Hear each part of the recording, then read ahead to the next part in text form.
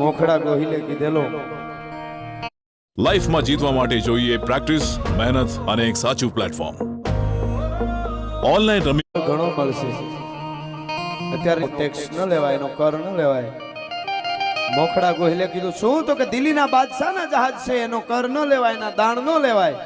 મોખડા ગોહિલે કીધું દિલ્હીનો બાદશાહ હોય કે મુલતાનનો, પણ મોખડા ગોહિલથી મોટો બાદશાહ જગતના ચોકમાં બીજો કોઈ ન હોઈ શકે. ભલા માણસ બેટડા તારા એ જી બાપ દાદા લેતા દરિયા કે રાદાણ સુણી સાથ પછાડી અને આવ્યો મોટી ફોજ ઉપાડી. આ ગોહિલવાડનું આલરડું ગવાય અને આપ આવી દાદ આપો છો. આ એકતાનું બહુ મોટું પ્રતીક છે સાહેબ. આ મારા દેશના યુવાનો માટે બહુ મોટી વાત છે સાહેબ. દરેક જ્ઞાતિની સારી વાત થાય અને તમે દાદ આપો. તમે આ બહુ મોટું પ્રમાણ તમે આપો છો સાહેબ. અટાણે હવની જ્ઞાતિના વોટ છે તમારો નીકળી પડ્યા જે જ્ઞાતિમાં. હમણાં મારો આયર મામા પ્રોગ્રામ હતો, મને કે બોલું ગીત ગાવ. મેં કીધું ક્યું? મને કે ગરવી ગુજરાતમાં આયર વટ છે તમારો. મેં કીધું ગરવી ગુજરાતમાં આયરનો વટ હોય તો નોડો ડાંગર દિલ્હીમાં ડણીકો તો ગાયું નહોતી કપાવા દીધી, એનું શું મારે કરવું? એમ એનો વટ ન્યા નહોતો.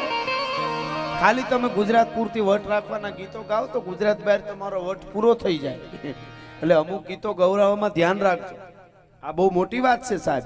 પણ મને બહુ સરસ ભાઈ શરૂઆતમાં યાદ કરાવતા હતા, એટલે એક નાનકડી વાત પ્રમુખ સાહેબ લઈ લઉં. દિલ્હીની કચેરીની માલિકો ઓર જ્યારે સાહિત્યની ઝીણી ઝીણી ઝીણી ઝીણી ઝીણી ઝીણી ઝીણી વાતો થતી હતી. અહીંયા તો ઠાકરના ભક્તો બેઠા છે, કાળિયા ઠાકરના. અને રહીમ ખાનના મુસલમાનનો દીકરો હતો પણ કૃષ્ણ ભક્ત હતો. હું ઘણીવાર મારા પ્રોગ્રામમાં કહું, ઘણાને કદાચ નો સમજણ પડતી હોય ને કદાચ અવળું લાગતું હોય તો મને વાંધો નથી. નકળ હું કાયમ કહું છું, હું ભારતને તોડવા નથી નીકળ્યો, મારા દેશને જોડવો છે. હું મહારાણા પ્રતાપની યાદી કરું છું ને, તો હાકેમ ખાન સુરીને પણ યાદ કરું છું. કોણ એને યાદ કરે? પણ હું યાદ કરું શું કામે? હાકેમ ખાન સુરી મહારાણા પ્રતાપ માટે કપાઈ ગયો તો એને માથું આપી દીધું સાહેબ. ઝાલા માનસિંગે માથું આપ્યું, એમ હાકેમ ખાન સુરીએ માથું આપ્યું હતું. અને છાતીમાં ભાલું ભાંગી ગયું, નીકળતું નહોતું. તો એ અમરસિંહ મહારાણા પ્રતાપનો દીકરો, એમણે કીધું કે હાકેમ ખાનની દફન વિધિ કરવી છે તો છાતી ઉપર પગ દઈને ભાલું કાઢી લઉં. રાણા પ્રતાપે કીધું હાકેમ મારું પ્રાણ છે અને હું રાણો પ્રતાપ જીવું છું ને મારી નજરની સામે તું એની છાતી ઉપર પગ દેવાની વાત કરે છે. મારા હાકેમની છાતી ઉપર પગ ન હોય, હું રાણો જીવું છું ત્યાં સુધી. ભલા માણસ આવી વાતો કોણ કરે? હવે પાઠ્યપુસ્તકમાં આવું આવે નહીં, મેસેજોમાં આવું બધું આવે તો બધા એક થઈ જાય ને. આ તો વીખવાની જ વાતો છે. ઓલાનો વિડીયો મૂકે, ઓલાનો આખું ભારત ભેળાઈ જાય તો એ મોડું થાય. પણ આપણી યુવાનોની ફરજ છે આપણે એવું ભેળાવા નથી દેવું. એટલા માટે આ વાતો કરી છે સાહેબ. હું